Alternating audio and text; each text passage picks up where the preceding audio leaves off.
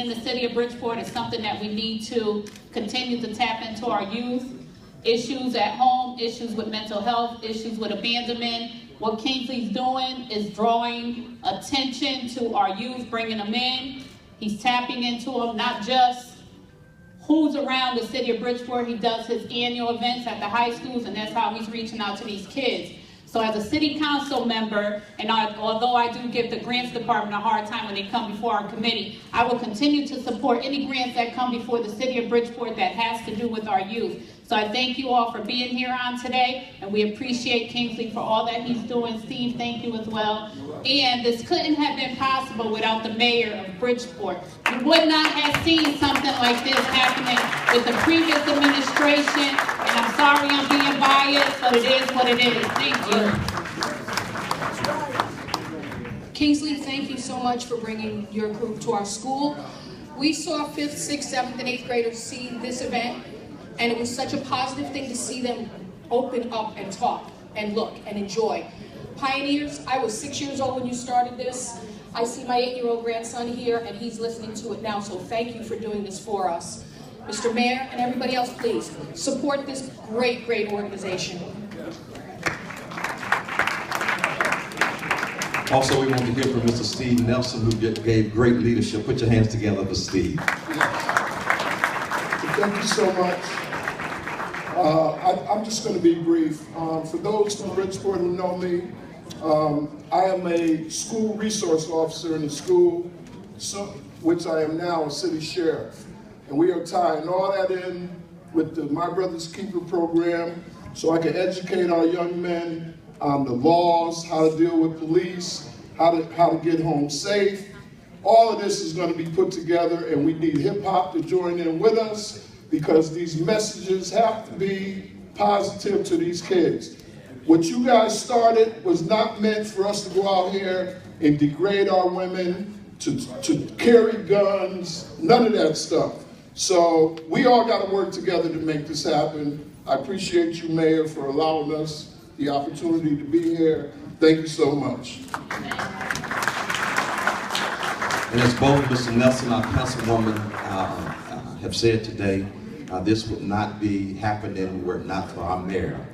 This is why it is so important that we register to vote and that we vote so that people who represent us, people who care about us, will be in office to make a difference. Yes. I present to you our mayor, the Honorable Mayor Joe Ganim. Thanks, Charlie. Yeah, give it to these two city council women, council people, fight hard. And when we need to get even a little bit of money, they've always been, Anita and Jeanette, have always been hard advocates for this program and for anything that helps our youth. Let's give them a round of applause, okay? Kingsley, Nelson, Mr. Dr. DJ Kingsley, Mr. Steve Nelson. They stepped up when we came in a few months ago. They've been working hard, but stepped up, even doubled down, and with My Brother's Keeper program and so much to make sure that there is an attention, there's a focus on positive, whether it's through hip hop, like we're doing here today, or positive messages, positive conversation, positive opportunities for young people in the city of Bridgeport. They're forcing us as a city, as a community, to dig deeper in what we can do, what we need to do to create some real opportunities, a better future for young people in this city. Let's give it up for both of them. Right. Thank you so much. I think you know Dr. Stallworth, fighting hard up in Hartford, in City Hall, in the churches and neighborhoods. So all of us are working hard together. But I guess really what I want to say is thank you. Thanks for being here today, recognizing this as an important part of Black History Month. But as an important part of Black History Month, just an important part of a continued focus on young people and opportunities. I can tell you we haven't even started to roll out some of the programs that we want to do for young people in this city. You know, it's not all about just saying, oh geez, we got challenges and it's tough and we need to do more. It's about really putting stuff out there where young people can say, hey, wait a minute, there is a good opportunity. In conjunction with whatever my family does for me, in conjunction with whatever positive motivation and spiritual intervention I get from my church. in addition to the support I get out of school and what I'm learning from in the classroom, there's opportunities that we need to build on, and we're going to do it. I really see a lot of the individuals that are standing up here, well, that are in this room, many of them on this side of the table, but all over this room, being a part of that. Because we really got to do this as a community. As a community. We'll lead, we'll create the opportunities. With the help of the City Council, we'll find the resources. And then together, as a community, we have to lift these young people up. They're going to be the ones up here with the microphones, sooner rather than later, so we can go retire and relax. That's what we want to do. We want to just create a better opportunity, a better city for them, and then just watch and admire. Thank you so much. God bless you. We'll give back to you, John. Casey's coming now. He wants to introduce some very, very serious people that just arrived here. Let's give a hand for the Grand Master, though, for keeping us going while we were waiting. Grand Master, respect. Yes. Well, there's very one key instrumental person in here who is pretty much responsible for all our careers, if you have a job in hip-hop or if you ever did. And I think y'all see me put up a post on Facebook about how coincidental it is and how everything fell in place. I think it was only a couple of days ago, the father, DJ Kool Herc, just got his own street. Cedric. See, please give him a hand.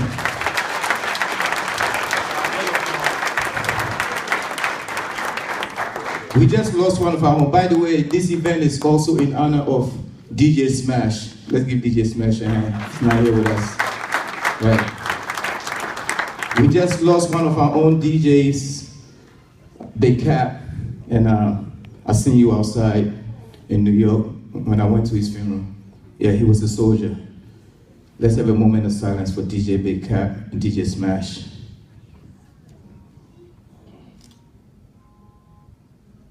Thank you. So, today we are honoring Connecticut hip-hop pioneers and some legends. That means the ones who started and the ones who came along and contributed to this culture in this state of Connecticut.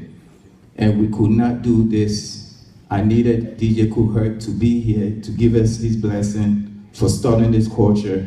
And we're going to have a panel discussion which is going to be based on love, peace, unity, and having fun, which is the 4 pillars of why this man right here founded this culture.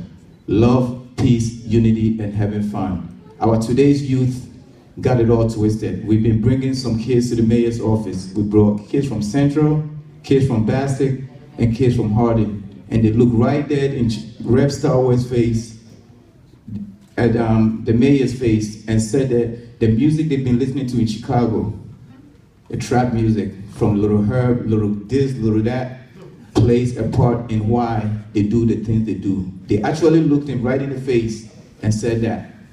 When they listen to those music, and then, you know, the homemade drugs, the lean, and then they do that, and then they could walk out and get a Deuce 5 for $85. We actually nicknamed this kid, we call him Deuce 5. Whenever we go to Harding to go check on him, he could walk out and get a 25 caliber gun for $85. This is real stuff going on.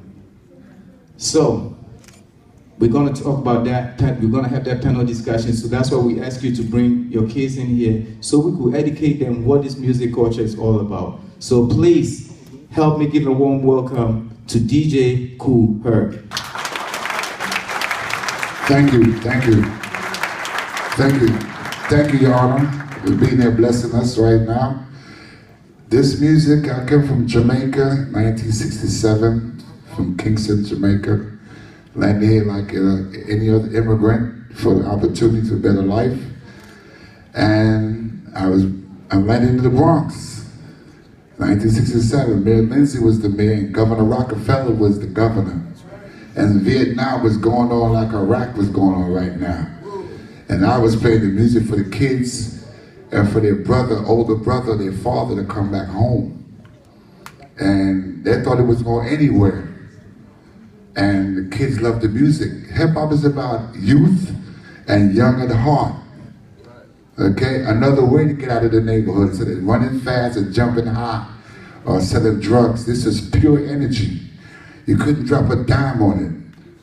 And we gave the block party, the crowds loved it because everybody was here in one place.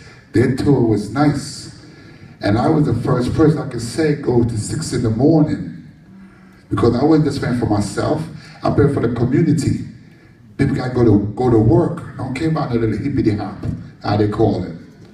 So I bring the music down as the hours go down. And I play for the adults and just so as the kids. I let them know, you gotta clean the park up before I come out here. Well, I'm not having it. If anyone you start any nonsense, any crap, it's over. You're not coming out to air it out. I was like a big brother and I treat everybody just like that. I give respect to the little man and to the big man. That's what it's about. And I used what my culture gave me. On the money, it says, out of many one people, we are one. So I didn't know about the racism or what the white man did. I didn't know nothing about that. You look like me, we talk to each other, it might be Chinese, Jew, whatever. As long as we respect each other. And that's how it goes. And I wasn't loose. My father was there, heavy-handed on me. He broke the wildness out of me. He gave me some little stories that I'll never forget. The parrot and the farmer. Tell the parrot, you see those crows out there in the cornfield? Tearing it up? I'm going to get them. Don't be out there with them. Don't be out there with the crows. I want to get them. So one day the farmer was coming home and the crows was having fun. And the farmer went inside the house and got the scatter gun. And he came out and go, boom. Everybody flew.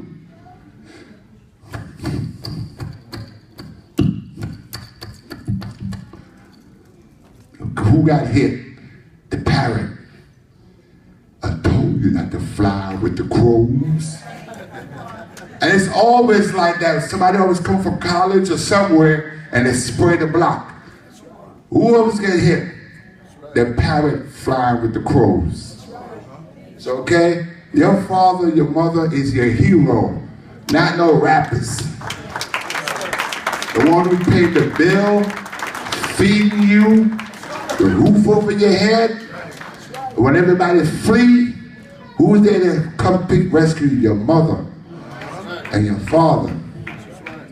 There's another story. Johnny was always getting a lot of stuff. Now Johnny's on the gallows. Daddy, we got any last words? They always ask you, any last words? Says my father. Father come up on the gallows. He said, come a little closer. I want to whisper something in your ears. And when his father come to him, it bit it before Mike Tyson. I know about that story. His son bit his father's ears off. Why didn't you tell me these things when I was a boy? Too late. It's over. And the other one said, I'll take you out, God bring you here. But we're going to go that extreme. If you want to beat somebody's kid for chastising them, no broken bones, no black eyes, no knockout teeth, put it on the sore spot. Go show the cop that. Put it on the sore spot. That's where you put it at. You want to chastise, put it between the ears, pop, pop, pop. And that's how it's done. But help Papa here say give another way out. Having fun. And now we got to nurture them now.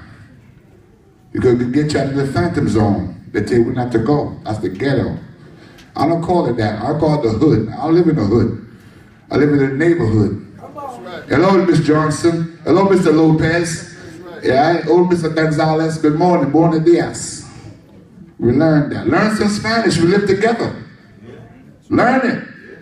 Because you could be an interpreter anywhere, in the airports, anywhere, interpreter.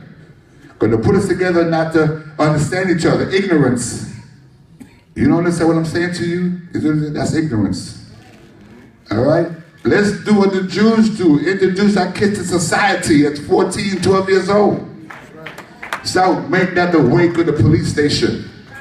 We ain't got to beat up there. Okay? And Bob Marley said, once a man, twice a child. I never knew what it means in a long time. I said, wow, you're young, you're very feeble. Everything's fragile. You get old, that same bone gets fragile and feeble too. So you gotta make time in between your young youth, between 20. After that, it's going downhill. You know what I'm saying? Everything started to go. Those old people commercials start to apply to me now. I never look at it like that, but I'm not gonna take on the mic too much because once again, hip hop is for the kids. How to reach them, it came through music. And what Martin Luther King said, little black boys, little white boys, they're DJing together, they're rapping together. That never happened. We're the culture barrier breaker, hip hop, nurture. Okay? It's not just a black thing, it's a we thing. So thank you very much for having me here in Connecticut. Thank you.